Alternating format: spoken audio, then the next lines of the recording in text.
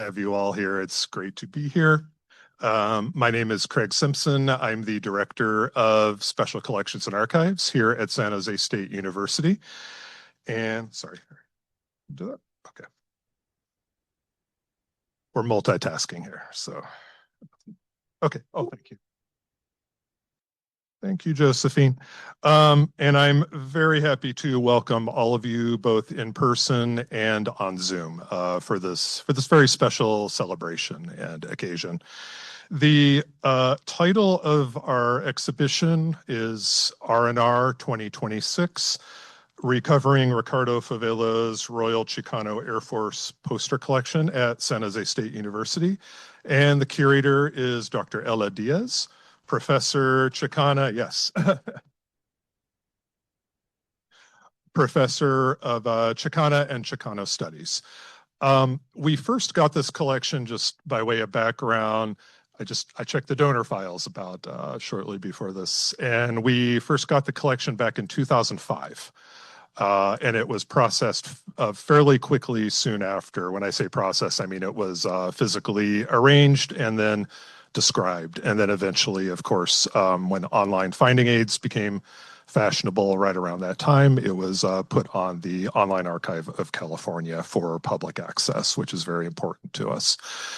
I have been here since 2017, so I've been here a little bit over 8 years. And Kate, our special collections librarian, will tell you more about the public access side of this collection. But I can tell you that the collection definitely gets used, and it's definitely really, I think one of our flagship collections. It's really special, and we're happy that Dr. Diaz first came to SJSU, and in the first place, and that we were able to have somebody here close by in close proximity who could essentially bring all of us, bring this wonderful community here together today.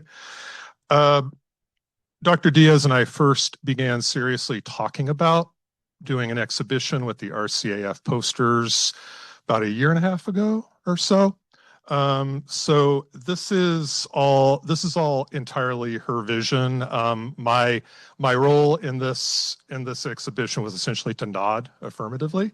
I can do that, and that's because Dr. Diaz's vision was just really very, very clear from the start, and so it's wonderful to have authoritative collaborators who have written books on the subject and who are just really willing generously to work with you.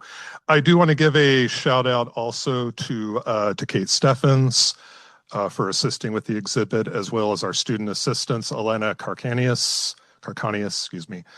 Elise Mills, and Carl Grunwald, and as well as Dr. Diaz's student, is it Jana Madrid, was also extremely helpful. So I think I'm just going to kind of limit my words here so I don't provide any spoilers for what anyone else is going to say, but I do want to give the land acknowledgement before we begin.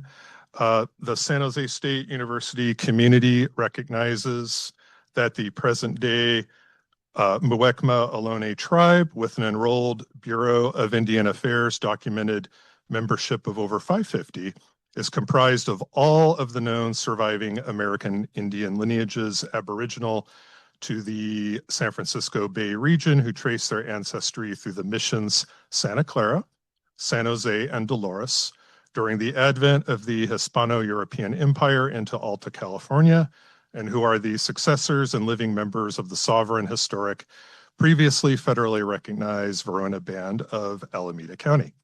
Furthermore, the SJSU community recognizes that the university is established within the Thamian Ohlone-speaking tribal ethno-historic territory, which, based upon the unratified federal treaties of 1851-1852, includes the unceded ancestral lands of the Muwekma Ohlone tribe of the San Francisco Bay Area. Some of the enrolled Muwekma lineages are descended from direct ancestors from the Thamian Ohlone tribal territory, whose ancestors had affiliation with Mission Santa Clara. The SJSU community also recognizes the importance of this land to the indigenous Muwekma Ohlone people of this region, and consistent with our principles of community and diversity, strives to be good stewards on behalf of the Muwekma Ohlone tribe whose land we occupy. And now, please join me in welcoming the Chair of Chicana and Chicano Studies, Dr. Jonathan Gomez.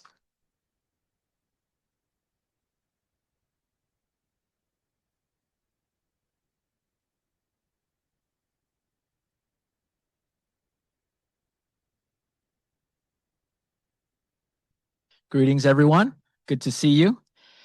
I'm not only a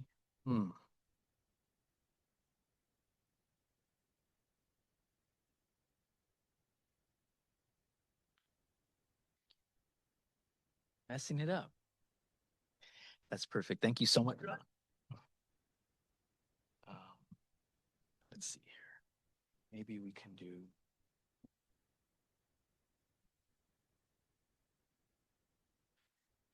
All right. Can you hear me okay? All right. I believe we have some folks online too, right? So welcome to the folks online as well as in person. I'm not only a faculty member in Chicana and Chicano Studies, but I'm also a proud Chicano, right? Born and raised in East LA, and arriving here at SJSU in 2018, just very honored to come to this community with a rich tradition of Chicano activism and a historic department. Right? But on behalf of our department, it's my pleasure to welcome you to this opening and reception. We are here to reflect on the Royal Chicano Air Force, an extraordinary collective of artists, organizers, and cultural workers whose creative repertoire, including posters, was never merely decorative. These works were instruments for calling the community into being. They were invitations to take up space, to remember, to dream, and to take collective action for social justice across Aztlán and beyond. These posters circulated through diverse spaces and made politics, with the lowercase p, visible to everyday people often overlooked and underprotected by dominant institutions. In that sense, they were never just art. They were art-based infrastructure for community making and containers of memory and meaning. To engage in the recovery of Ricardo Favela's poster collection at this event invites us to do, or to engage in it invites us not to simply retrieve a set of images from the past. It is to recover networks of collaboration and visual languages of solidarity and action. Recovery is a powerful word. In this context, it suggests that something was lost, but it also affirms that something endured. What endured in these works is a commitment to collective art practice and creative social process. The Royal Chicano Air Force understood that art does not emerge from isolation. It emerges from relationships, from shared struggle, shared humor, shared risk, and shared hope. As chair of Chicana Chicano Studies, I see today's symposium as an extension of that collective spirit. Here in CCS, we're committed to scholarship that connects the word to the world. We ask how knowledge circulates and who it serves. We ask how the classroom can become a space of connection to community history and contemporary struggle. Across the presentations to come, I see a shared set of questions. What does it mean to inherit a movement? How do the tenets of that movement inform struggles for peace and social justice today, especially here in San Jose, where schools are closing across the east side and where the 2025 Latino Health Assessment reveals that Chicanas and Chicanos make up the majority of those incarcerated, hungry, houseless, and who report to be hopeless. Inheritance is not passive. It requires interpretation, it requires responsibility, and it requires care. It is my hope that this symposium will deepen our relationships to the archive and to the rich repertoire of art-based community organizing that continues to thrive in Chicana and Chicano communities. Thank you for being here and for contributing your presence and attention to this collective act of recovery. It is now my great pleasure to welcome my wonderful colleague, Dr. Maria Diaz, a preeminent scholar of the Royal Chicano Air Force and one of the foremost interpreters of Chicana and Chicano art history in our time. Thank you.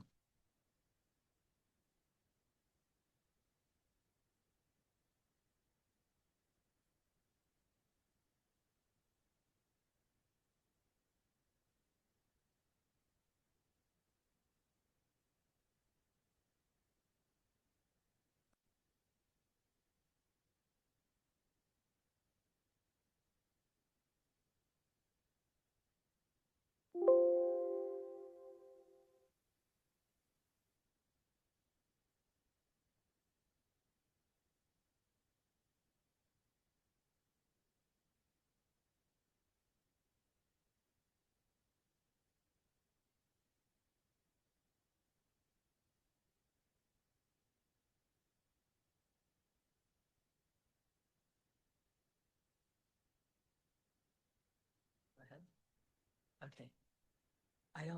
Can you all hear me? Okay. Hi, everyone. I really appreciate having help with the technology. It's how I like my technology, with help. Okay, so welcome everyone. Thank you for coming to the symposium for the opening of R&R 2026, Recovering Ricardo Favela's Royal Chicano Air Force poster collection at San Jose State University, now on view until May 22nd. And my name is, it's been said a couple times, is Dr. Maria Diaz, and I'm a professor at San Jose State in the Department of Chicana and Chicano Studies.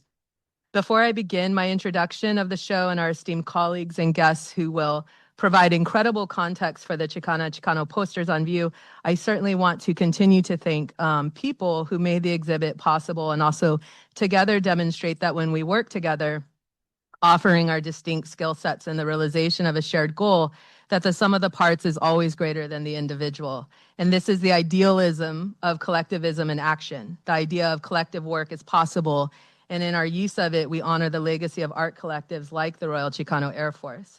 So thank you to Librarian, Director of Special Collections and Archives, Craig Simpson, for working with me. It was actually 2 years on the exhibition idea, and then generously offering the Special Collections foyer for the entire semester, ensuring that there will be multiple opportunities for folks to see it. In regard to the exhibition, it simply wouldn't have been possible without the amazing Special Collections librarian, Kate Steffens, who began brainstorming with me and then co-conspiring on many of the visual choices, like the brick wall. I don't know if you all checked out the brick wall, but it's pretty fantastic, among the other visual details that we created together. And then during the week of installation, MLIS graduate students Elena Carcanius, and Elise Mills offered their expertise, excitement, and get-it-done attitudes. I learned so much from both of them, and it really does underscore the reciprocal relationships that we're in with students at San Jose State. And then, of course, the one and only CCS MA graduate student, my advisee, Jana G. Madrid, who showed up every day and arranged several of the displays, as well as supported the other graduate students. And thank you for working with me on every aspect of the show, including today. Okay, so now turning to the RCAF. I'm trying to make oh, there we go. Oh, I was supposed to show you these slides while I was thanking everyone. So you can see some behind the scenes shots here. But now turning to the R&R 2026, I don't want to use my allotted time to provide elaborate context or specific details on the central role that the Royal Chicano Air Force played in the development of Chicano art and late 20th century American art history, or in the civil rights actions, now iconographic imagery that pervades the 21st century's visual culture. Nor do I want to spend too much time explaining the RCF's direct role in the rise of Chicano studies as an interdisciplinary field of knowledge that changed the course of institutional demographics with the matriculations of several generations of Chicano, Indigenous, and U.S. Latinx students into the 21st century. This information is in fact available at all of our fingertips using online tools, from Google searches on the RCAF to more in-depth searches of university collections, online publications, and other portals to access not only the RCF, but all of Chicano art. So what I would like to do is make 3 points or 3 takeaways about the RCF as it's represented in R&R 2026, and then turn to the colleagues who will present contemporary and local connections to the RCF collection in terms of teaching, intergenerational knowledge, and pedagogical possibilities for the collection. So point number 1, how did a collection of 192 original RCF artworks land at San Jose State? Well, in 2004, actually, vanguard Chicano artist Ricardo Favela, a founding member of the Sacramento Collective, the Royal Chicano Air Force, deposited the collection of 192 Chicano art posters with the Department of Special Collections and Archives at King Library. And he did so because San Jose State has the oldest master's degree program in Chicano and Chicana studies in the United States. The Royal Chicano Air Force was a vanguard Chicano arts organization that created and distributed a prolific number of Chicano silkscreens, or serigraphs, which are called posters, and that members made to support the United Farm Workers Union, student protests, political campaigns, and cultural events across Northern California's Chicana and Chicano communities, including the South Bay. Favela's poster collection was celebrated on May 5th, 2004 at King Library, and he was joined by his RCF colleague and retired Sac State professor, Jose Montoya, and his teaching assistant and mentee, Chico Gonzalez, and you can see Chico sitting there In the middle, certainly that's Jose Montoya, Chico sitting next to Ricardo. The opening reception called SJSU Premiere Showing of the RCF. The event, alongside the acquisition of the posters, was led by SJSU Emeritus Professor of Art, Bob Freemark, and Jeff Paul, who at that time was the director of Africana, Asian American, Chicano, and Native American Studies Center at King Library. Favela's collection was processed and a guide made available in 2009. And the poster collection's available and open for in-person research, and librarian Kate Steffens actively uses it in teaching art and design students, and she's going to talk about that work today. Favela made this gift of a large and varied poster collection at San Jose State during the era of Just Another Poster, Chicano graphic arts in California. This was the first nationally touring exhibit of Chicano poster art, and it came about because of the establishment of major collections of Chicano posters, art slides, and various records at UC Santa Barbara's California Ethnic and Multicultural Archives under the directorship of UCSB librarian Salvador Guerreña. And the RCF's posters were both a cornerstone of the groundbreaking show and its central image, which we capture in our show, R&R 2026. In Flying Under the Radar with the Royal Chicano Air Force, mapping a Chicano art history, I explored through oral histories and primary sources Ricardo Favela's role as the RCF's principal archivist. He recalled his archival instincts when he collected drawings made by his RCF colleagues after their meetings in the 1970s through the 90s. And he'd also set aside a few posters after each print run, or when RCF artists and their students created posters for the rich array of events and political campaigns in Sacramento and beyond. Several of the posters in R&R 2026 attest to the reach of their work. In fact, the RCF was known as the, quote, graphic arts arm of the Union in the Sacramento Valley. And this is also a detail that we capture in the show with a letter from Cesar Chavez included in one of the RCF's brochures that will be collected by King Library Special Collections and Archives after it closes. Favela's instinct to hold on to RCF posters as they were made was informed by his matriculation and role at CSU Sacramento. He was surrounded by institutional processes as he completed his degrees there. His 1989 poster, In Search of Mr. Consafos, announced his MFA exhibit, and it was adapted from an earlier poster he made to support the UFW and the political platforms of the Chicano movement. A copy of his MFA overview, the MFA exhibition poster list, and press releases for his show are also now a part of special collections, adding context and more information about this important poster in our library collection. And this is an important icon of the RCF's Air Force persona. Favela's poster represents both an actual primary source of history, since it's based on a photograph of members dressed in Air Force attire riding in a military jeep, but it's also a visual history of that event, which was told and retold by members and RCF fans for decades.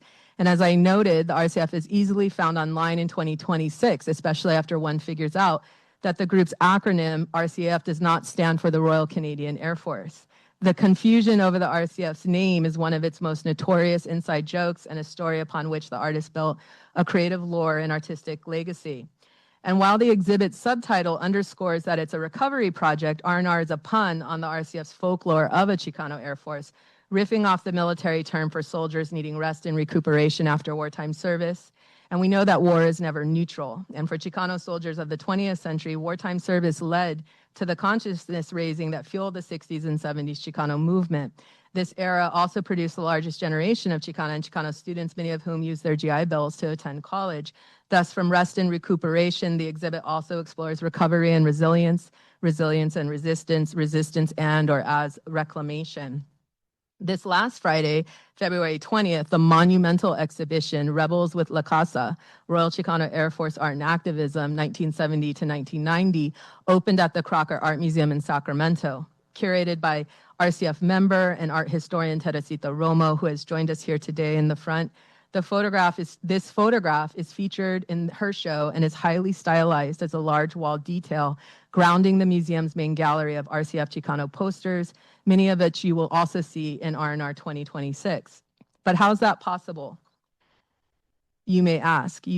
How can a work of art be on view in multiple spaces? So how could it be an original work of art? Well, when I say Chicana or Chicano poster or RCF poster, I'm not referring to mass-produced art or reproductions of an original. I'm referring to silkscreen printing, called serigraphy. And if there are questions about this, we can talk about it in the Q&A. But it's important to understand that the RCF made multiples of their posters using hand-cut and hand-designed screens, paint, ink, and paper, often on whatever paper was available to them in the heyday of the grassroots political poster making. But each poster is a one-of-a-kind. R&R 2026, Recovering Ricardo Favela's Royal Chicano Air Force collection at San Jose State University, is 2 decades in the making or 20 years overdue, depending on one's perspective of works of national import and historical significance. After all, institutional inclusion and exclusion is based on ideological perspectives of what is and is not significant American art and art history, culture, and cultural contribution. And for many Black, Indigenous, and people of color communities, including U.S. Latinx and Chicano peoples, access is inextricably tied to visibility, from our histories and cultural impact on national politics to our community narratives and deep influence on U.S. mainstream culture. There's a long history of erasure and underrepresentation in both the national discourse, the institutions that teach the national discourse, and the imagined community of the nation. So in 2026, digitization of Favela's RCF poster collection supports the shared goal of access and visibility for a prolific record of an American experience during the U.S. Civil Rights era, leading to representational politics in the 21st century. Digitization, say that 5 times fast, digitization of this collection of posters also recovers other embedded stories of creative, artistic, and political solidarities, which make my second point or offers my next takeaway. For San Jose State art professor Bob Freemark, as well as humanities professor Alan Barnett, the RCF posters, as well as their murals, were of the utmost importance to 20th century American art, politics, social, and cultural histories, making this particular collection very much so a San Jose State story. In 1984, Professor Barnett published Community Murals, The People's Art, which is also on display in R&R 2026, and it's open to a page on which he documents RCF artist Esteban Villa's historic mural, Emergence of the Chicano Social Struggle in a Bicultural Society.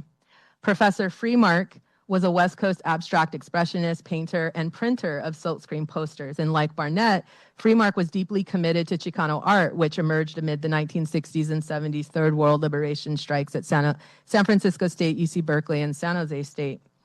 Around the time that Freemark worked with Favela to secure the RCF poster collection for King Library, he also produced a short film, RCF Royal Chicano Air Force, which is largely a staged conversation with RCF artists and on view in R&R 2026. And that well-manicured thumb is mine. Together with Professors Freemark and Barnett, Professors Freemark and Barnett supervised a portable mural made by San Jose State students in 1976 to commemorate the bicentennial of the university. The student mural contains images of historical events of the 20th century that led to the U.S. Civil Rights era and peak moments like the Black Power salute made by San Jose State athletes Tommy Smith and John Carlos at the 1968 Summer Olympics in Mexico. Long out of view of the San Jose State community, the mural is stored at History San Jose because it was defaced during its making. University administrators refused the mural because of the vandalism, but Professor Freemark demanded that it be received as is, both protecting and advocating for the free expression of students and representational politics in the public sphere. And I couldn't help but reflect on Professors Freemark and Barnett and their work with Favela in relationship to my collaboration with the Special Collections and Archives Director Craig Simpson and Special Collections Librarian Kate Steffens. Together, we also shared and supported each other's ideas for the show by using our expertise in different skill sets to realize a common goal of both access and visibility. R&R 2026 incorporates several pedagogical choices throughout the exhibit, which also honors the artists of the RCF because it underscores their commitment to education and teaching, which is the final takeaway and I hope conveyed in the show. First, the labels of the posters on view use San Jose State Special Collection and Archives Finding Aid for the Ricardo Favela Royal Chicano Air Force poster collection. Doing so ensures access for viewers who may want to return after the show closes and check out a specific poster in person. So how would they find it? What would they ask a librarian to see? So using the titles provided in the finding aid is important, but by only using the finding aid, other information is not provided, like the dates of a poster's creation, as well as the multiple RCF artists and or students who contributed to making a single silkscreen design or pulled the actual poster. Therefore, the majority of the RCF posters on view also provide a link and a QR code to view the artworks by using the MAS 1848 portal. MAS 1848 is an online tool that provides a way to look at Mexican American art and cultural objects from multiple libraries, museums, and archives if the art has been digitized and shared online. MAS 1848 aggregates the data, and users can learn where else a poster is collected, like at the Smithsonian American Art Museum, among several other fine arts and contemporary art museums across the United States. Additionally, the online listings offer metadata, which is basically interesting notes on the artists who help make the poster, the dates of production, which often vary, offering another interesting tension in Chicana and Chicano art history. Users may also see different colors or reconfigurations of a single RCF poster because they were made in multiples, using the same screens, but different inks, paints, and paper. Beyond the exhibition of approximately 35 posters from the Favela collection, R&R 2026 includes complimentary displays of historical artifacts from King Library Special Collection and Archives, as well as objects and records from my personal collection. Surrounding the posters with primary sources of the late 20th century student-centered social justice campaigns in the broader civil rights era anchors the show as a San Jose State story. It also provides an important context for my installation of over 100 objects from my RCF materials. In several display cases, I offer an homenaje a las maestras y artistas del movimiento, or an homage to the teachers and artists of the movement. As a graduate student from 2001 to 2010 in American Studies, I had the ultimate privilege of learning from and working with several RCF artists, especially Dr. Esteban Villa, who was my mentor for 17 years, supporting me through my dissertation to my first book publication on the RCAF. So a unique display of primary and secondary sources on the RCF, from personal letters, oral histories, tapes, and photographs to my dissertation books, as well as works made by former students of the RCF, are intended as more than an homage. They are an offering from the RCF's future ancestors, visualizing the critical work that happens because of libraries and special collections, and bringing forward the knowledge of who we are, which is how institutional change happens. In a pedagogical tradition of Chicana and Chicano studies, these legacy displays seek to inspire San Jose State students to do the critical work in the archives so that the histories of our communities and cultural contributions continue to inform the nation writ large. And before I introduce my colleague, we have 3 amazing events coming up that I just want to highlight, and I'll be putting on your email blast. You'll be tired of hearing me, but first up will be Chicano artist and favela mentee, Chico Gonzalez, on March 10th. Remember, he was here during the early deposit. We'll have Dr. Luis Genaro Garcia from Sac State on Tuesday, March 17th. And we'll conclude the series with the one and only Dr. Mario Garcia, who has just recently published an incredible book on our very own Rupert Garcia. So turning to my colleague, Dr. Mercado, I think you are up next.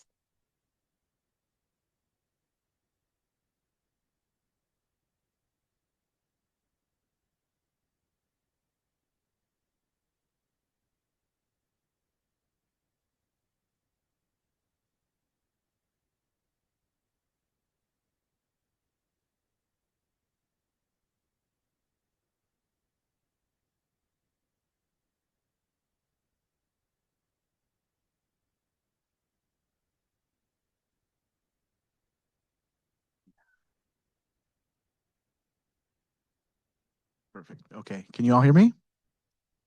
Of course.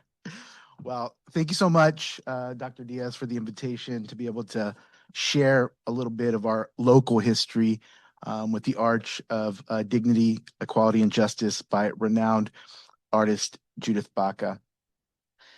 In the center of our campus, in the large plaza next to the Student Union, the Arch of Dignity, Equality, and Justice by world-renowned artist Judith Baca offers students, faculty, and staff a space to contemplate history tied to present-day movements for social justice. The monument is a 25-foot arch with a stacked glass Mesoamerican eagle and 5 glass tile mosaics, and is a testament to the life and the values of United Farm Workers leader Cesar Chavez. The arch also serves as a marker of the collective actions of a generation of people vocal chorus of students and workers rejecting subjugation in all of its forms. Although the arch doesn't explicitly address the Chicano student-led walkout during the commencement ceremony at San Jose State in 1968, it does provide a visual testimonial of the activism that took place on this campus during the 1960s and 1970s. The struggle and resiliency of collective communities of the South Bay represented in the arch becomes an interactive experience for today's students because the arch is a portal. It is a door that invites visitors to move between the past and the present and connects them with the Chicano and Chicano student advocacy from the past.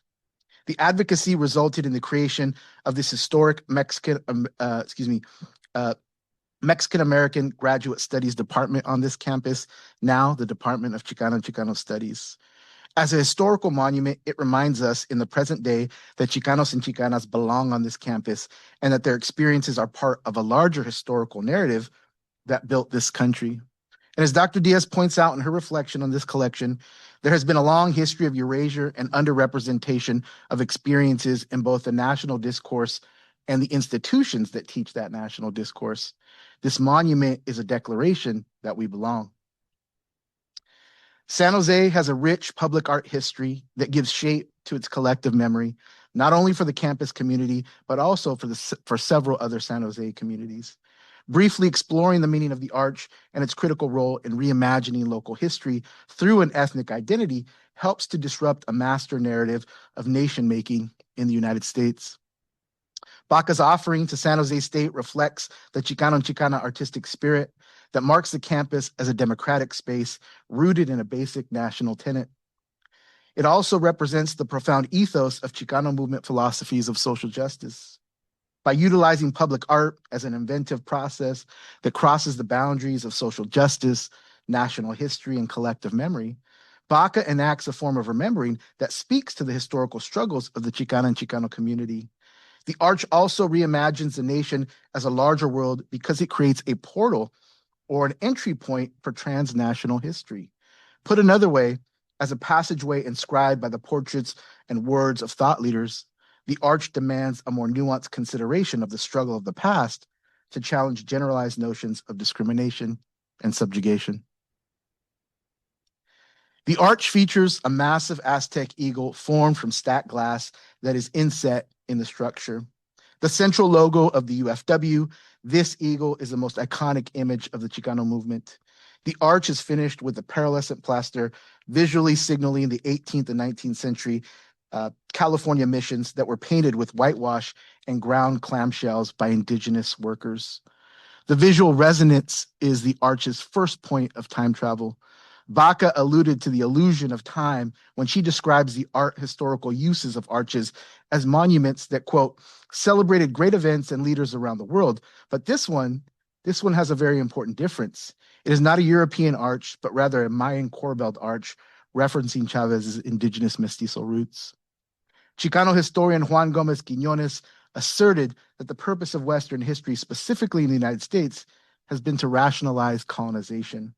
By emphasizing a more indigenous ethos that critiques colonialism and develops dynamic modes to transmit cultural values, however, the arch serves as a public marker to the Chicano movement's neo-indigenous claims in the absence of inherited and experiential knowledge for a people who had emerged and evolved out of two colonial and national histories.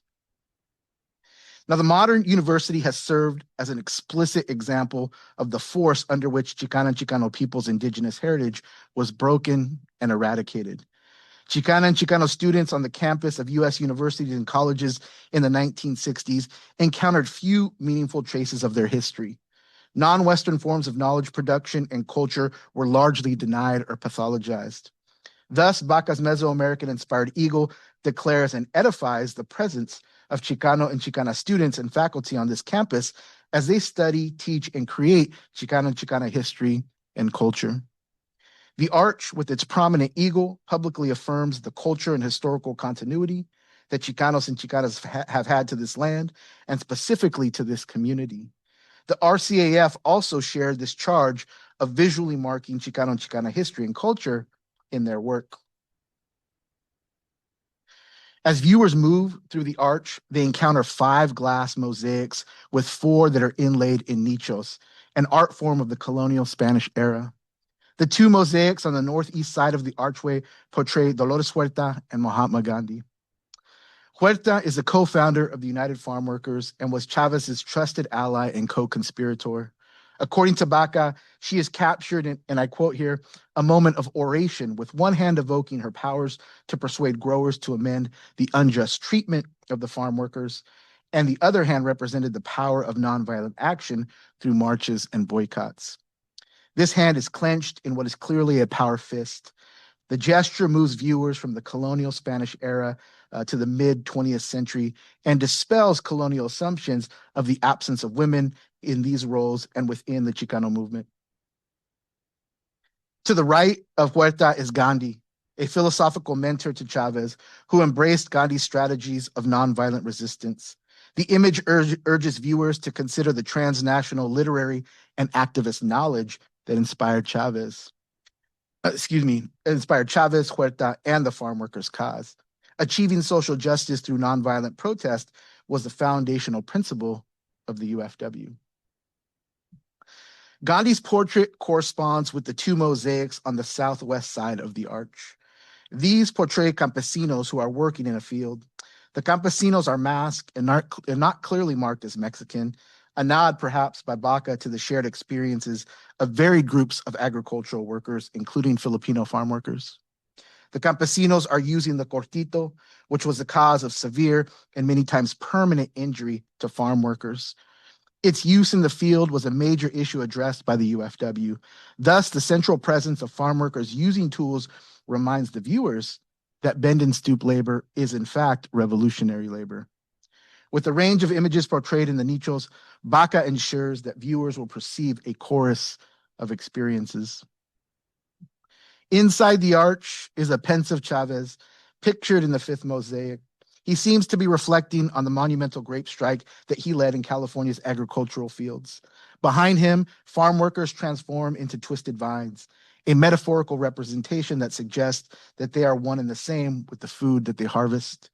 The workers are also trapped by their employment, which speaks to the historic forces in power that deny them basic human rights and a dignified existence and are beyond their control. Directly above, Chavez is shown breaking his fast in 1968, accompanied by his wife, Helen, his mother, Juana, and Robert F. Kennedy. Highlighting a historical event, this section of the monument emphasizes fasting as a critical part of nonviolent protest, the philosophy that Chavez studied and practiced. Behind the group is La Virgen de Guadalupe, patron saint of Mexico, who blesses the farm workers with roses. This is an interesting interplay on the story of Juan Diego, the baptized indigenous man of the 16th century who presented the Virgen Mother with Castilian roses after she appeared to him. Baca's scene actually reverses the offering. Moreover, in that same scene, Acalaca introduces the theme of death, reminding viewers of the reality of life in the fields and the urgent and life-threatening conditions faced by the people who harvest our food.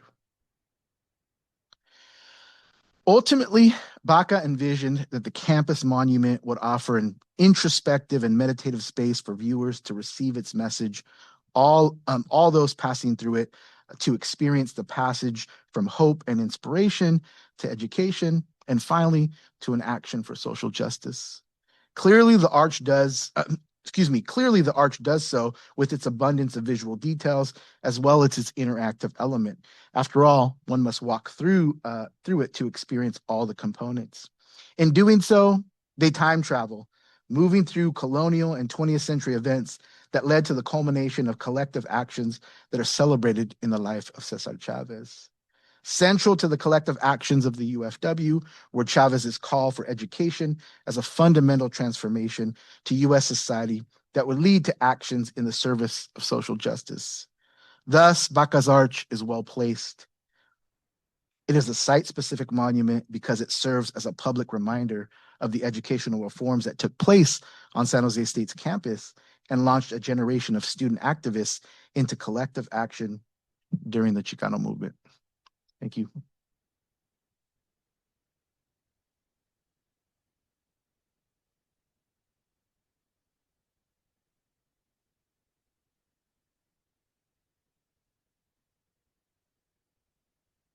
slides or whatever you want.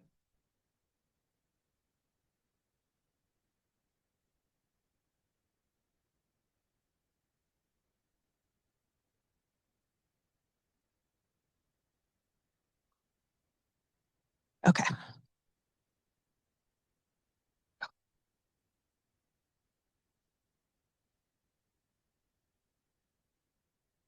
Let me go here. All right. Hello, everybody. My name is Kate Steffens. I am the Special Collections Librarian here at San Jose State. I'm originally from the Echo Park area of Los Angeles. I relocated to San Jose in 2017. What I do is I run our archival reading room, which you'll see when you visit the exhibit on the 5th floor, where I answer reference questions from researchers around the world and train SJSU students how to become professional archivists and librarians.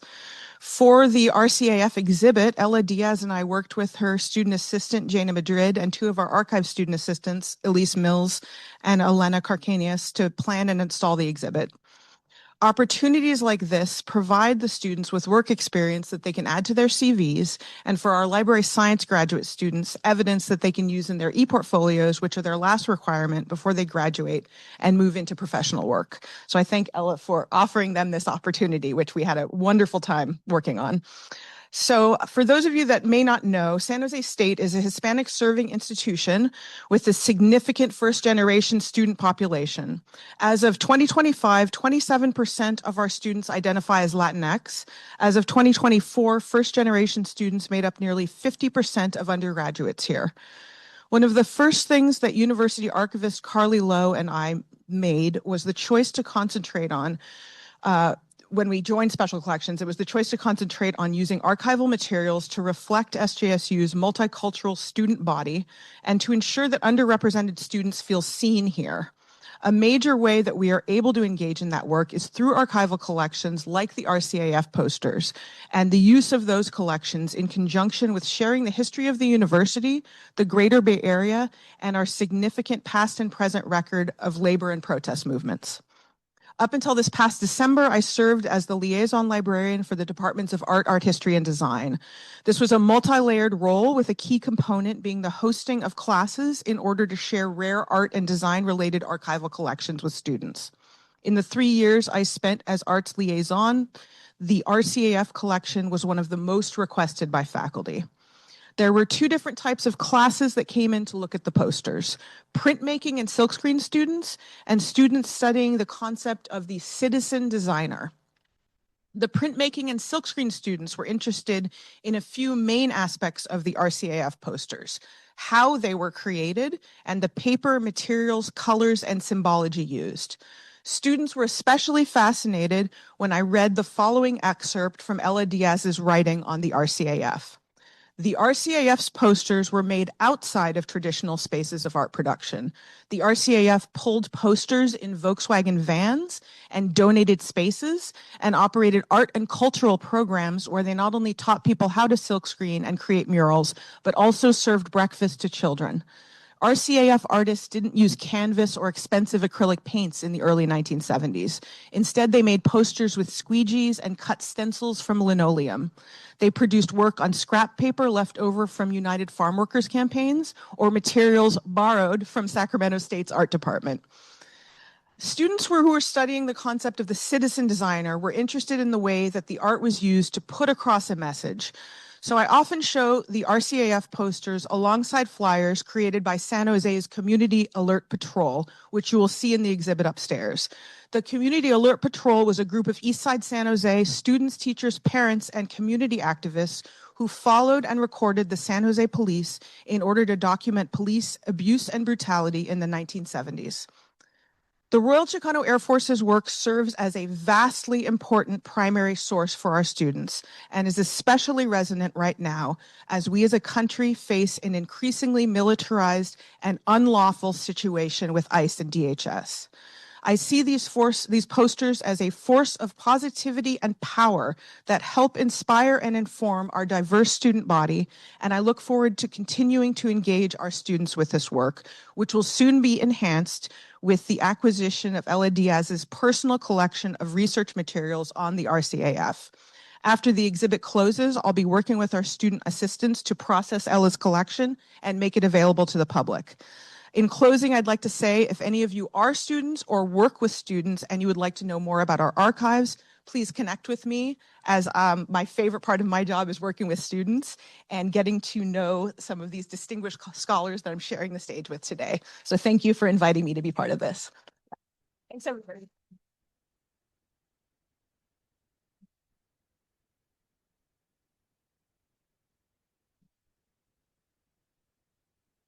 Last but not least, Johnny Rockets.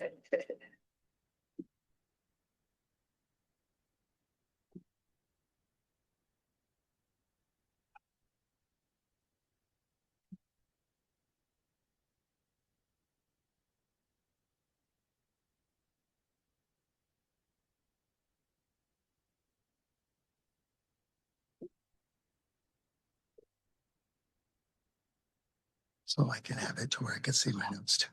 Okay.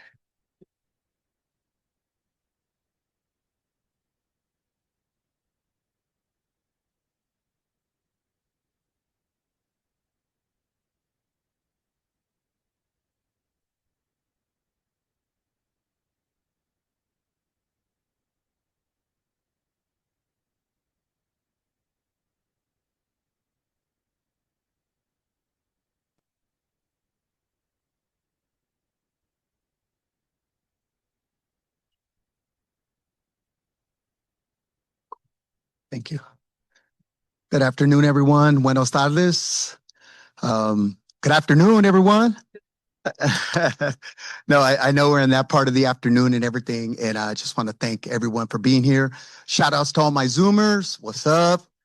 You know, to be able to stay on and be in community in this way, I think it really shows us the hope and possibility of connecting so that we can be collectively together. My name is Johnny Carlos Ramirez.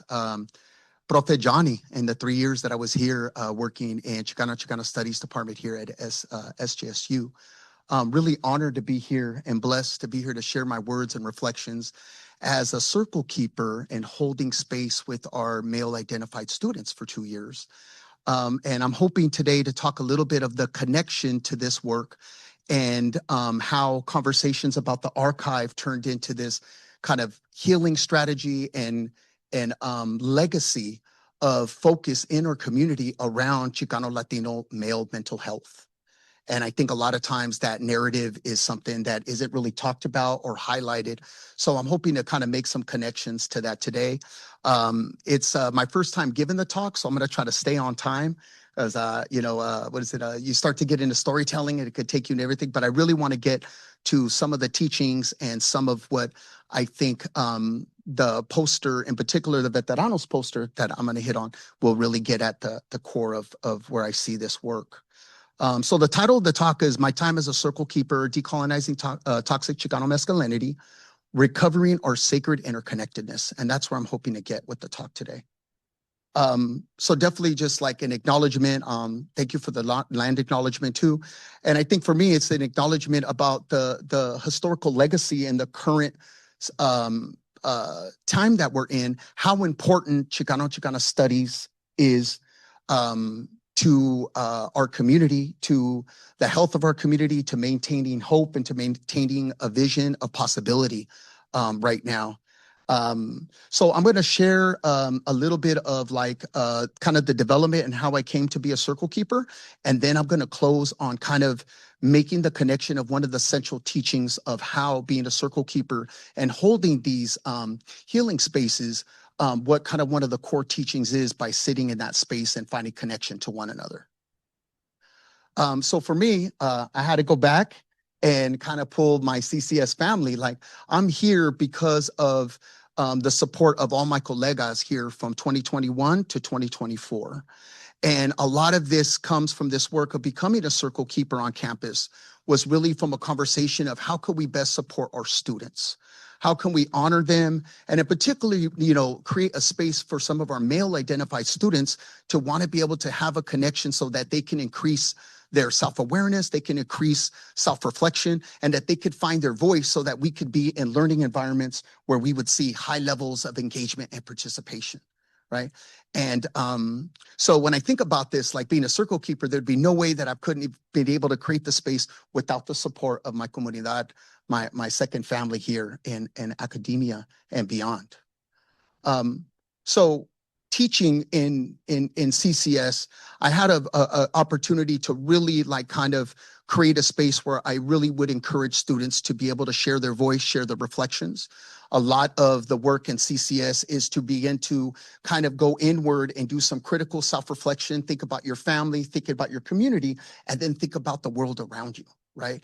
And as you're having those kind of discussions, you're seeing a lot of themes kind of emerge in the classroom, right?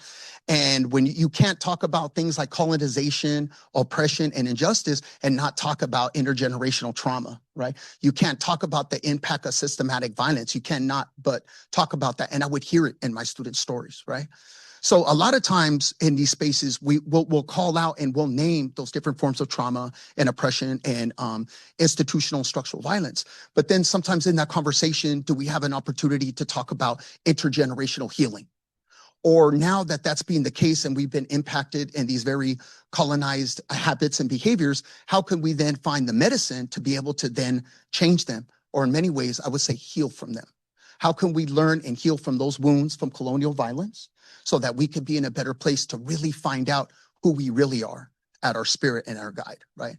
So as you can imagine, there's plenty of challenges. I mean, I could go through the literature in particular of Chicano youth, in particular young Chicano males, and within systems of higher education in our community, right?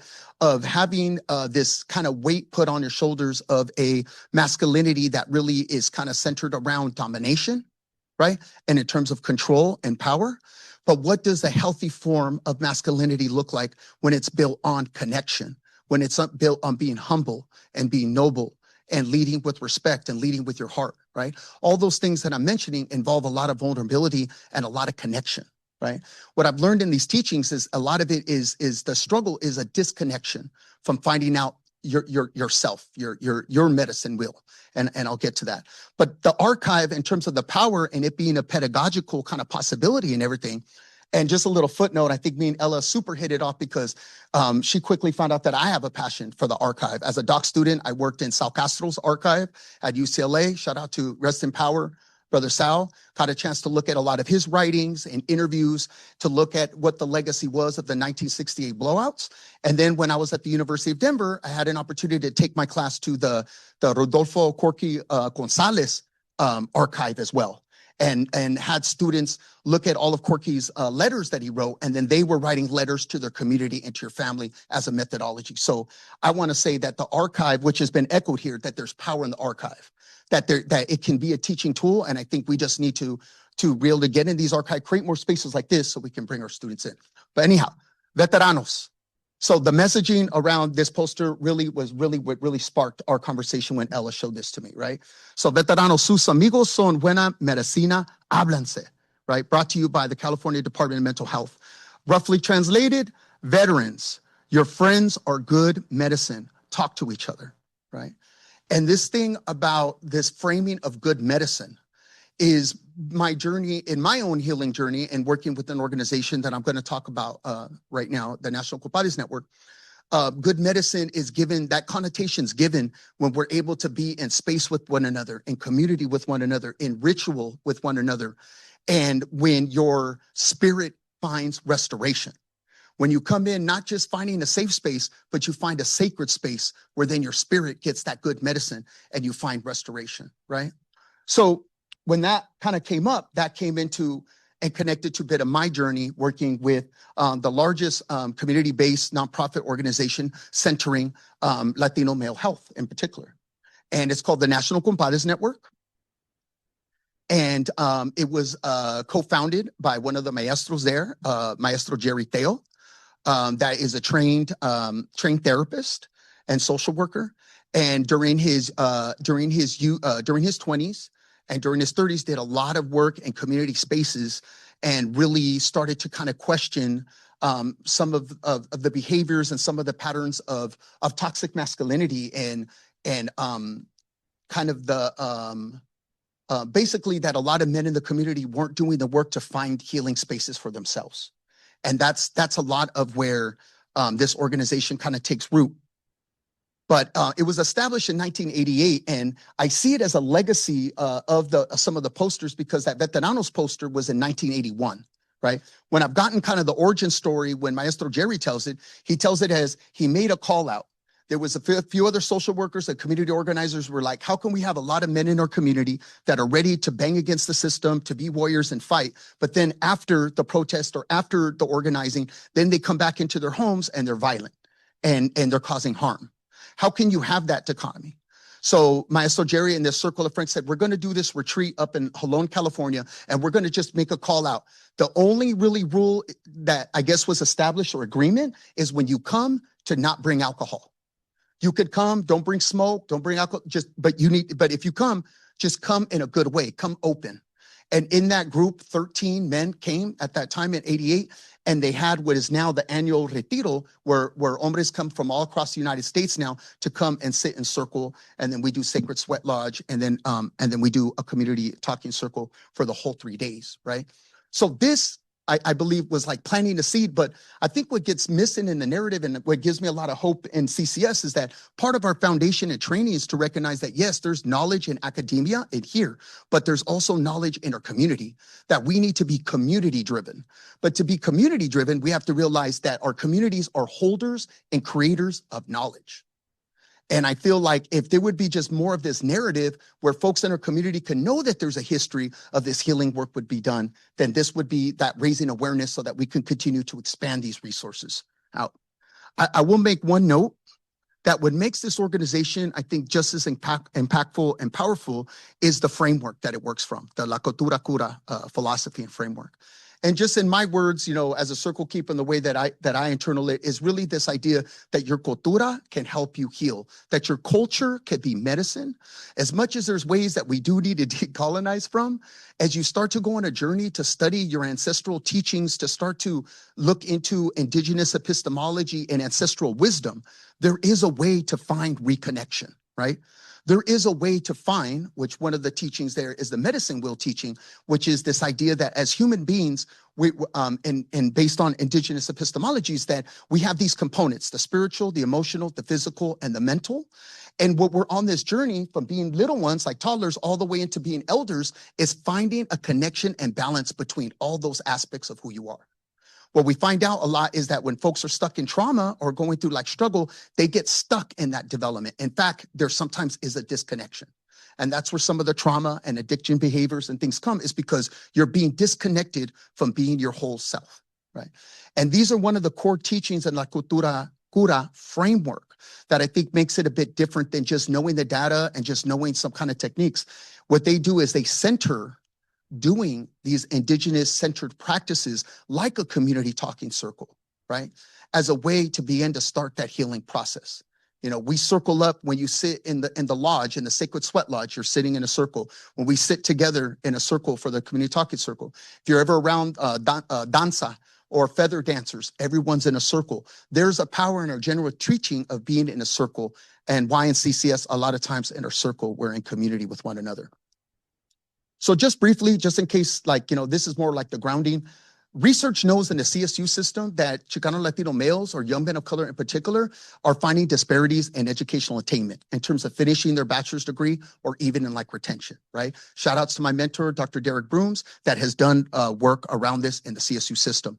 But ultimately, you can read the findings, but ultimately it's finding a space for young men of color, in particular Chicano males, to be able to find connection, to find community, and to be able to be in a space where they feel a sense of belonging, right? And I think in our community, there is those kind of spaces, but I think sometimes it's challenging because sometimes they're built around maybe not some of the healthiest habits, or some of our youth might find them in gang involvement and gang culture, so on and so forth. So in an attempt to create a space for our students here, we started doing the Chicane Latine Círculo here. So it was once a month in Central, and it was held on any time of Thursday night or Wednesday night, depending on when the group showed up, what worked with their schedule. And we would sit and I would practice a lot of the circle keeping training that I had gotten here in San Jose. And by the way, the National Compadres Central Office is here in San Jose, which is beautiful, like the main office that does this work. And we would host the monthly Círculo. You know, when I was going through my archive of everything, I didn't take too many pictures at the time because we're kind of there and, you know, folks are going to be vulnerable. I don't like, it's picture time. We might cry. It's picture time, you know, that kind of thing. Right. But I think at this meeting in particular, I think we were all smiling because this meeting, we opened it up for the students that were also in the Young Men of Color program at EOP, the I Will, I Can program. Shout outs to Dr. Tajan Wright, that was there on the left with us. And it was a good group, that one, because it was this idea of really having this conversation about, like, you know, as hombres, as just men in general, we need spaces to heal and we need spaces for connection. So these were some of the things that I think were like themes that emerged. In there, we talked about issues of, like, you know, struggling with like alcoholism or its impact on family, anxiety, depression. Sometimes it was failed relationships. Sometimes it was losing a job. And sometimes it was like that pressure or that expectation of like potentially wanting to become that engineer or wanting to feel that master's degree. But then again, dealing with that imposter syndrome or trying to that self-doubt that'll come into play. And figuring out that sometimes being read by their friends and community, they didn't see what they were doing here in education. So a lot of that was like really holding space and listening to that. I observed a lot of kinship and brotherhood. You know, when we close Círculo, we all do an acknowledgement and everyone kind of shakes their hands as we circle out. But it was that after the meetings, it was everyone hanging out, everyone talking. It went from handshakes to more abrazos to hugs to like support. So I definitely saw like that kinship and kind of bond together. Then what started happening is that some of the folks started to get together that were coming to Círculo and create kind of a support system. Hey, can I get your number? Hey, I'll go with you to the gym. Or hey, if you need a study, I'll go with you. So I started to see a support system. And then at the end, I think we were putting into practice what I would call a decolonized masculinity, because I really believe in my heart and in my observations that if one of the tenets of toxic masculinity is dominant control, who has to be the alpha in this space, that was not happening. It was the other hand. It was the fact that when other brothers and hombres were going through the struggle, it was ones that were in a good place going, hey man, if there's anything that I could do to help, or it just, the vulnerability there and the tears that were shed there were something that it just, I mean, I wish that I had started this journey when I was young to be able to be where I was at and yeah, I just felt honored to be a circle keeper, to hold that space with them and to be able to be in that journey with them. For sure. So this is like the final teaching that I kind of want to talk about. When I think about being a circle keeper in this space, I guess, you know, being in academia, the bells are ringing. Oh, we need a safe space, or oh, we need a brave space.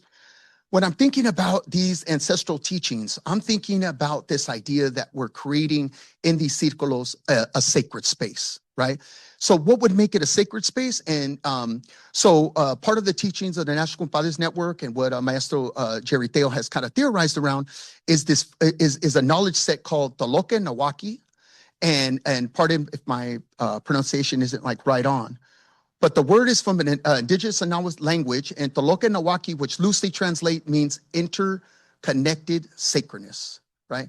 One of the core teachings of being in this space is welcoming folks into the circle, saying you're a blessing, to say that you're sacred. With your ups and downs, your wounds, your traumas, whatever it might be, it's accepting the fact that you just being here, that your life and who you are means something, right? And in my current work, trying to prepare teachers to go into the classroom, I feel like this carries the spirit of CCS and everything too. This idea that a lot of these institutions and systems weren't designed for us, right? But if we keep our roots and we keep rooted in our in indigenous ancestry, if we find that ancestral wisdom, that's where a lot of that grounding and connection can happen. So these are just some of the ancestral teachings, right, that I had just mentioned, that you are wanted, you're a blessing, right? That you have a sacred purpose here, right? That that values of family and community and love are central to that, and an importance of having safe and compassionate people and a secure place around so that you can heal and grow. And that would be probably, you know, the biggest, like, I guess, kind of like takeaway or foundation, right, of this work. Is this idea that like, it's really on a journey to find reconnection. And I'm just blessed to be in a space in my journey where I'm a part of this network and I get with my students and I have that honor to be able to sit with them and hold space with them on that journey so they could recover and find out and recover and find out their sacredness and that interconnectedness. So So again, I just encourage folks for your prayers, for your blessings and affirmation as hombres in the community, especially from our young folks to our fathers, to our elders. We all need prayer to be on this healing journey, to decolonize, right? And decolonizing in the terms of changing our relationship to ourselves, changing our relationship to our family and to our community, and honoring who we really are, that we are sacred. And that we don't have to buy into machismo and toxic masculinity that says that we have to dominate all the time. You know, it's about being humble and respectful and recognizing that we're on a journey. So thank you. Palabra. Oh, and there's all my shout outs right there. NCN, my bad. SJSU, CCS Centro, and all the brothers that joined me in the Círculo. Thank you. Now, I think we're going to have Terezita Romo join us for a Q&A if you have any questions from the audience as well as from the water for you. If you guys want to refresh yourselves, there's food. There should be some food left in the back, and water and coffee.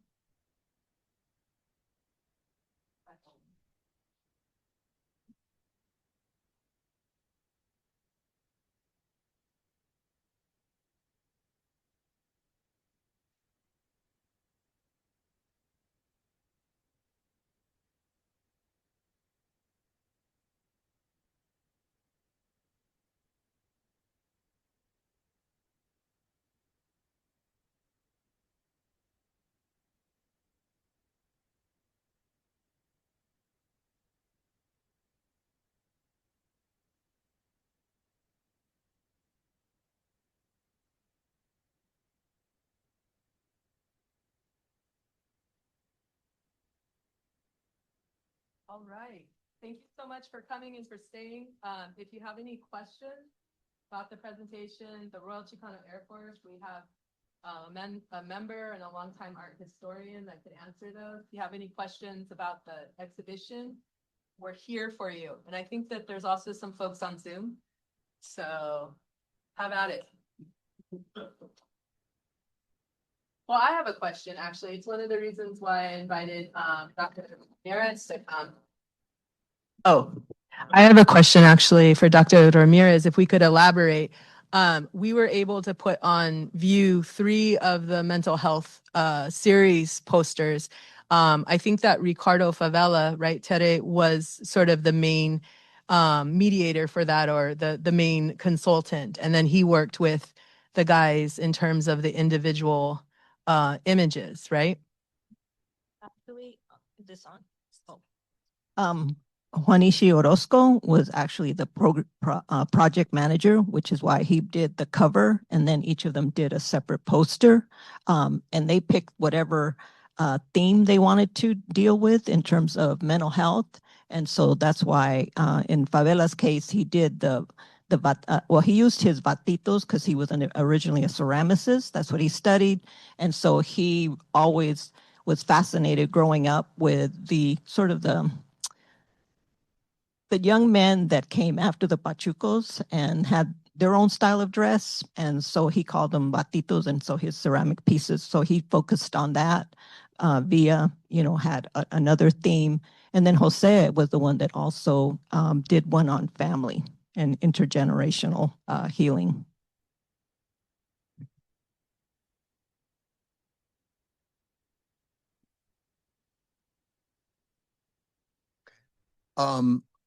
Well, I think for me, and I appreciate the breakdown too. Like, it definitely makes sense when I seen the Veteranos poster. I was thinking of potentially the Vietnam War veterans, right? As Chicanos had some of the highest representations in the Vietnam War.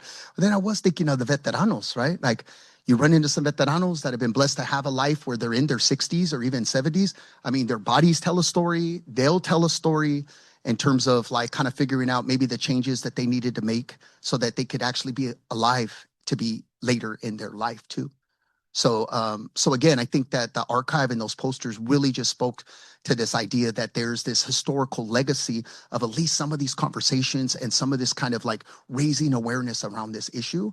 When I think a lot of times I've been in spaces where as it should be, the critique is hard for a lot of Chicano hombres or males in the community to be able to kind of to decolonize and to heal, but it's just kind of like, well, then where do you go? Like, where can you find those spaces? And that's where the work of the National Compadres Network has really given me hope too. And then you mentioned Maestro Jose Montoya, that I had a chance to meet doing some of his poetry as an undergrad back in the days. But his legacy and connection here to SJSU, the National Compadres Network has honored him as a lifelong maestro in the program. And they give out a scholarship called the Flor y Canto poetry. So any young poets out there that want a scholarship to continue writing poetry, the National Compadres does that, and his whole familia is part of it. And they have a beautiful picture of him too, like on the website. But it's beautiful to be around some of the elders that are still with the organization that know exactly all these folks that we're kind of talking about and sharing in terms of their contribution. Yeah, thank you. We have a question from Kevin Cruz. Can you share some thoughts on the importance of the tactility of the poster in an increasingly digital world? That's a wonderful question. So when I arrived in 2022 to San Jose State University and discovered that everything was an Excel sheet, I was deeply terrified. And it was outside of my wheelhouse. And what I would do is in the afternoons, I would skip off to the library and sit amongst the posters, touching them and utterly overjoyed because with the exception of a few short trips to SEMA back when I was doing my dissertation work, I mean, here I was at a table actually touching the posters and flipping them over. And it was hilarious because the librarians were trying to work, but I kept saying, oh, look at this one. And oh, look at, and I was talking because to me, to see them in person was an extraordinary thing. The other thing that I'd like to say is that the posters, each poster tells a story. So several of the posters in the collection, they have some wear and tear. But I like to think about favela not necessarily discarding a poster because it had a tear in it, knowing that it could be archived somewhere else and that it was an important image. As a pseudo historian, the other part that I like about the posters, especially, is when they have the holes. When they have the holes in the corners, which usually art curators or museum folks or collectors don't like because, they want it to be this pristine, intact. But when I see the holes in the four corners, I know that this is a poster that announced. It's a poster that did its job. It is an announcement poster for an event. So it deepens the value for the scholar or the historian or even the community member. Think about the objects that you have at home. I know you have beloved things up on the wall that, have seen better days, but you love them. And so that adds to the memory and the legacy. But so, yeah, actually getting to touch the posters, I can't tell you enough. Like once the show is down, go request to see the images, touch them with your own hands. It's an extraordinary thing. And I don't know, did you have something? Thank you. I think that's a good way to segue to the idea of what the digital format now can offer to artists, because the reality is when the RCAF artists were making these posters and other Chicanos, I mean, that was the medium that was most accessible. It was very labor intensive, but you could do it. And then you had the screens, you could make multiples, as many as you could physically get out there. But I think now I see younger artists are taking advantage of the medium they have, which is the digital. So I'm thinking of some of the artists that have come now that for me are part of that legacy, such as Jesus Barraza and Melanie Cervantes of Dignidad Rebelde, Fabiana Rodriguez, who have made digital posters be an asset. So they'll design it, they'll put it on the computer, send them out. And then anyone who wants to have something to carry in a march or to put on their dorm wall or whatever can download it. And that's the idea, is to get it out there so it can go to other countries. It can be as local as you want it to be, but it gives them, artists, another way to do artwork as well.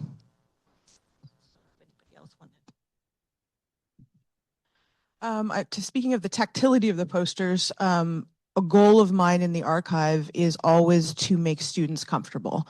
So quite often students, they see the archive, they don't really know what we do. they kind of are a little freaked out to come in, you know, and it's like a little bit of a museum kind of a vibe, right? And understanding when I pull things out and I let them handle these materials and they can touch these posters, they can see exactly how the paint was applied, things like that. It really kind of breaks that barrier down, which I think is really, really important in institutions, especially. And yeah, I just want to express how important it is because I've been to a lot of other archives that are very precious and very, very careful with their materials, which I think is really important, but it does sometimes hinder people from using those archives. And my goal is always to make people feel comfortable. And that's just the key for me, and to have students feel like this is their space and this is not just for scholars. It's for anyone that wants to come in with anything that they're interested in. Thank you.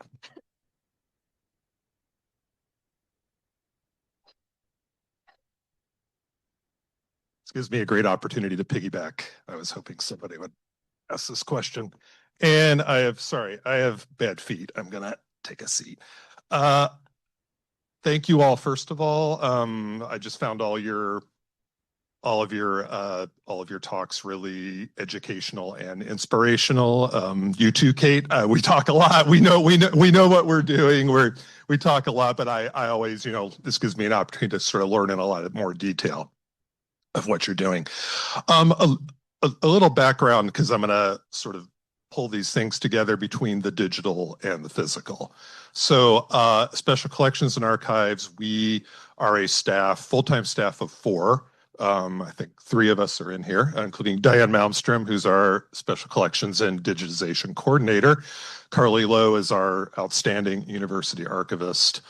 And you know what we do. So we have over 300 physical collections. We have about 34, maybe more than that now, 34 or so digital collections, and about 20,000 books, journals, and individually cataloged items. So it's a very, very big place, and it can be very challenging to prioritize. One of the great opportunities of an event like this that Ella put together is it's able to put a spotlight on a collection like the RCAF to get it digitized, as you mentioned during your talk. And this is definitely an important thing. Digitization, if you want to do a thought experiment, what does it take to digitize a collection? Well, one thing it takes obviously is funding and time. In the case of these particular materials, some of which are fragile, it also takes getting us acquiring a large enough scanner in order to do this, or to possibly outsource it to a reputable vendor. So digitization is very important, as I think someone commented on, in that it brings both the discovery and the accessibility together. Which Ella and I were talking about in the lead up to this exhibition and to this event. So all those things are very much important and very much on our collective radar in Special Collections. I do want to say at the same time, I do want to give a shout out and stress the importance of the physical collection and collections in general.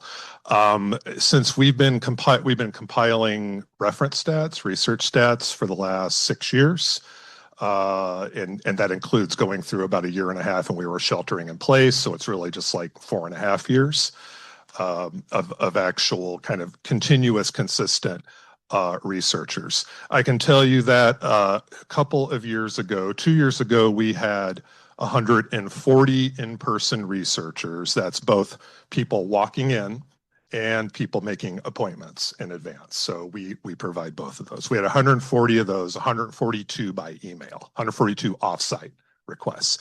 Last year, we had 170 in-person requests and 98 email. This year, with 4 months to go in the academic year, we've had 161 in-person researchers and about 85 email. So what this is telling me, I'm not an expert in, I'm not a scholar in cultural studies. I can just tell you my own opinion of a couple of things, which is, despite cultural phenomenons always begin from the ground up. They always begin with the community. They don't begin with big tech billionaires, right? So it's always a cultural groundswell, grassroots, as they sometimes say. I'm just kind of sensing, and other people whom I've read who know a lot more than I do on this topic have been pointing out that there's an interesting shift right now to a collective desire to experience something real, whether it's going to an archive and looking at physical collections, whether it's, I've heard that DVDs, analog media is coming back, DVDs and LPs, repertory theater showing movies that are 50 to 80 years old. I just say, and I sense this in a lot of our visitors, students coming in, scholars, anyone who can come, who is able to come even from great distances internationally, as Kate has pointed out. We had a scholar from France just 1 or 2 weeks ago. So there is a desire, I think, to experience something real. And so with that in mind, I urge all of you, and anyone else online who's, if you're able to come and see the exhibition between now and when it closes on May 22nd, this is a great opportunity, a really valuable opportunity to experience that. And I love that Ella mentioned also imperfections. Maybe it's because I'm getting older. But I love imperfections. I like seeing in art and in anything else, things that sort of, add character, as they say. And you can really get the sense of that in person. So, and that's just all I wanted to say. So thank you.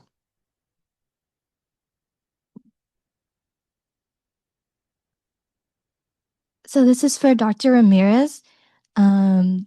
This person said that the first image that you had on your slide was a beautiful image, and they're asking who the artist is.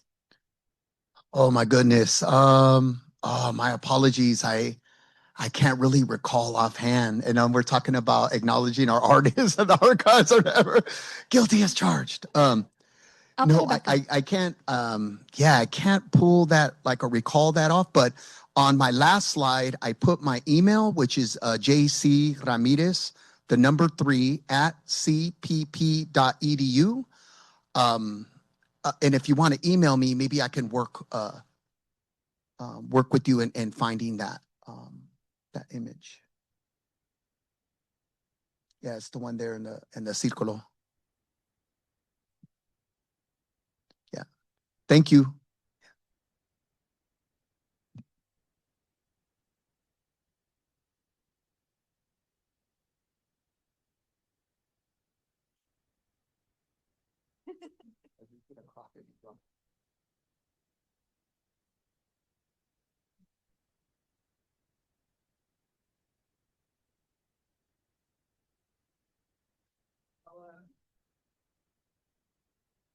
Well, this question goes more for anybody, but I think I was thinking about the thinking process when you walk into an archive.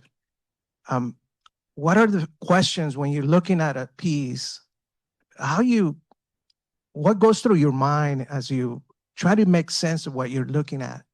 I don't know. I'm thinking about, I've done some research myself in archives, but I just wanted you to kind of explain to you here about how do you contextualize? So how do you put this into this history, right? Like if it makes sense. Yeah. It totally does. And it's a great question because it's so Chicano studies. So my understanding of objects in the archive, my first visits to CEMA, California Ethnic and Multicultural Archives, to see the RCF collections, which Terry, you were a part of processing, because as a Sacramentan and longtime RCF member, she was able to put that together. But I had spent about 6 years interviewing. So it begins in the conversations. It begins in the oral history, sitting with people, getting to know them. If you check out the exhibition, those drawers open up and you'll see the decades of letters that Esteban Villa, Dr. Villa was sending me over the years. This was a lifetime friendship. every summer I would return and we were off in the car, beep, beep, get out of the way. That's what he'd always say. And we were always walking Sacramento and he was telling me stories and stories so that when I made it to SEMA, I was able to look at things and I already knew what they were. I knew the streets. I knew what Alkali Flat was. I knew what the Centro de Artistas Chicanos. I knew what was important. So you even see that then in the book, the choices that I make. I always sort of gauge my work by the maestra Tere. And so even when I went to the Rebels with La Causa, I was like, oh, you know, and then you told me today that you appreciated some of the choices that I made, the centrality of the bookstore.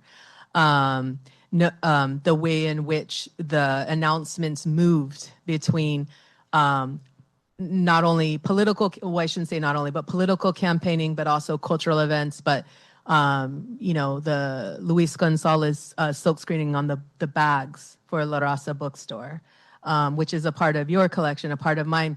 And it's all of that sort of knowledge came from talking and having the interviews. And I can't stress to you all enough, especially students, you don't have to know how to do it. There's no like professional process. You can just sit down and start talking and asking questions and of course getting permission to record. But I can't stress enough to take the time to transcribe your own interviews. Speaking of the digital age and AI, I know that they have all of this technology now that can do that for you. Well, when I was transcribing, none of that existed. So there I was sitting with legal pads for like 3 years of my life, right?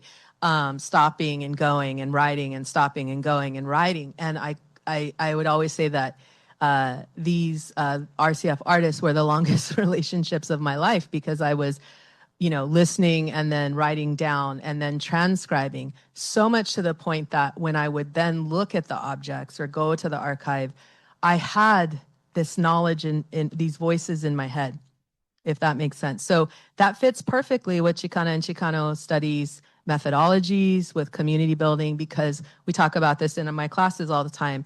It's oral and oral, you know, this relationship. And so that's also, I think, what Professor Johnny was talking about in terms of La Palabra and being together in circle, that it starts in those conversations. And it can start with your grandparents, and it can start with your parents, and it can start with the viejita that lives down the street, you know. Ask her some questions. When did you move here? Like, how long you been here? And it makes, it shapes, it's experiential knowledge. It shapes the intellectual work that you do. Yeah, because I'm an art historian, so then I look at the work at artwork first. So for the posters, and that was one of the things that I really wanted to get across with the exhibition, Rebels with La Causa, was the fact that these posters were created by artists. So they already had their ideas of what they wanted to do, their own skills. Some of them, they were not all students, even though the majority of them were students of Jose Montoya and Esteban Villa, who came to teach there at Sac State. And so they gravitated towards them because they were other Chicanos and they wanted to be artists. And here's two professional artists coming to the campus. But at the same time, there were also professional artists that were part of the RCAF. So they had their own styles. So it was a very mixed kind of group. So for me, looking at those posters, I wanted to get the point across that even though they were trying to make a statement or invite you to a kermesse or one of the activities that we sponsored, they were still artists and they were still very interested in how to do it visually. And then sometimes you'll notice their posters, the text was down at the bottom, so you had to really look, oh, where is this happening, right? Because they really concentrated on the imagery. So for me, the archives was more about what was the thought process in terms of them coming up with their imagery? You know, what was it that, you know, Juanishi gravitated more towards, you know, spiritual and Mesoamerican imagery, whereas Jose gravitated towards, you know, he was very much known for his Pachuco art and did a whole exhibition on it. So to me, it's like, what does that archival material show me so that I can write about it and then let people know this is where it's coming from. This is why they're choosing this different imagery or why they're experimenting. You got Louis the Foot Gonzalez, who is a poet. So he did concrete poetry, one of only two Chicanos all of the United States that did concrete poetry, and it was Chicano concrete poetry. So I made that part of the exhibition. So the archival material were interviews or statements that he wrote in the past about why he chose to do that. And this is 74, 75. So for me, the archival material is it adds to the understanding so that I can then let people know when they're looking at this art piece that this is how it came about, or at least this is what the artist thought about it at that time and period. And I'm coming from the perspective of just like maybe you do have a set of questions or it's part of like a project and stuff too. I found it in my experience too to have like a set of questions or kind of like an inquiry. What am I hoping to find in the archive? But then also to be open to the idea that the archive has a story in itself too. That some of the materials where the archive will then start to tell you, I know you want to look at this, but look at this and look at that. And I've been around plenty of scholars and colleagues and mentors. One coming to mind, Dr. David Garcia at UCLA that does educational histories of Oxnard, California, and some of the segregated schooling at that time with Mexican-American students. That being one of his mentees is kind of hearing that like he wanted to do a specific part of what he experienced in his grandparents and his parents' experience, but he never fully found the records to support that. But all the other records that he found ended up just being, it told a whole other story. So I guess it would be also be open to the idea that the archive could teach you too, and be open to what you might find as material, and then kind of like a quilt, you would weave it all together and tell that story. Yeah. That's a really great point. And you'll see in the exhibit how we did that, exactly what you're talking about with the curation of the materials. Ella would happen to mention something to one of us, and then we would realize, oh, this would lead us down this whole other path. So a couple examples would be Bob Freimark, who was instrumental in getting this collection here, did a portrait of Daniel Valdez, which we then put up next to an RCAF poster of Daniel Valdez, right? Things like that. Talked to me about the mural, that was the San Jose State mural. I went through the archives and found an article about that mural and added that in. So we started with an idea of curation, and the archive kind of led us down all these journeys, which was such a fun part of this experience. But we were talking to each other. Yeah. So I'm back to that's part of the work, and no, we were talking to each other and super excited. So I can't stress enough that, especially with everything that was said today, with what Craig also said, along with materiality and the tactility, real time, I can't underscore enough that talking to one another, not about, a bad day or what you ate, but your ideas. And I think we do that a lot in my classes. I want people to talk to each other about their ideas.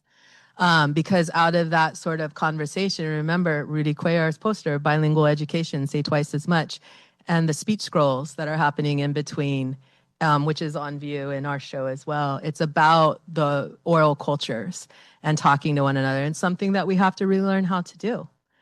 So if we don't, do we have any more questions? Oh, okay. And then maybe we can. There's a question for Dr. Ramirez. What about your work do you think students are responding to, especially the young men you work with? I think, wow. I think it's because I think it's because I've worked on a journey of kind of owning my story in terms of like doing some like reflection on my own masculinity and kind of my own development as like, a young boy, like, that grew up in a single parent home that had a bunch of challenges, different like levels of trauma, and kind of, I think maybe in many ways offering that, making that an offering. And I think in doing so, it kind of creates a space where then folks might feel that permission to feel that they could have that brave space or feel like they would want to make their offering of their story too. So, and I know at a lot of times, just the fact that I'm Profe Johnny and I have my PhD and I'm an educator in the room, there is a power relationship. I'm not saying that isn't there and stuff.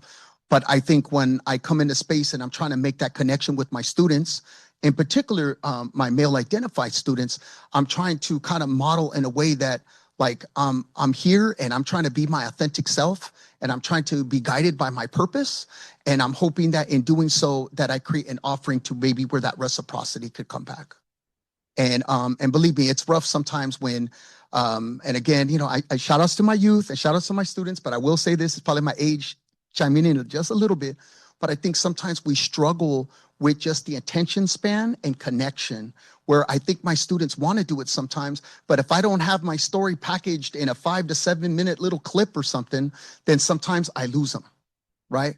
So I think it's that also, like, just trying to, and that's me being more of an elder now, to understand maybe that's where they're coming from. So then how can I work on my story to kind of hit some powerful points, or create more of a relationship with them so that we could sit down, have some cafecito, get your grub on, and then while we're fellowshipping and platicando, then I can give more of the story too. So I definitely think it's modeling my story and always trying to meet my students where they're at. Thank you.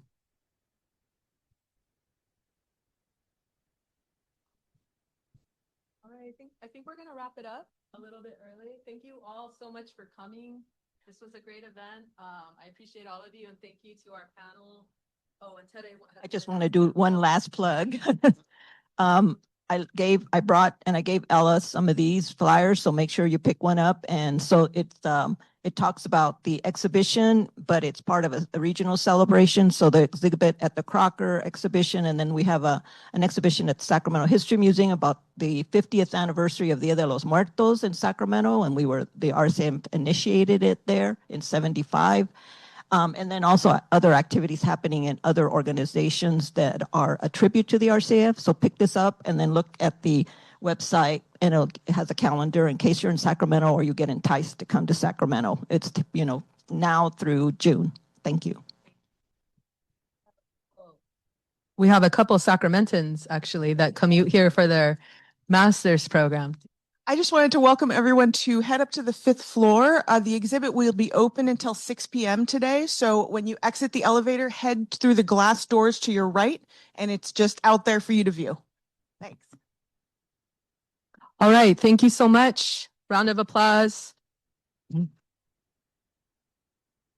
Thank you so much for coming to the symposium, and I'll be emailing you about future events this semester. Thank you again.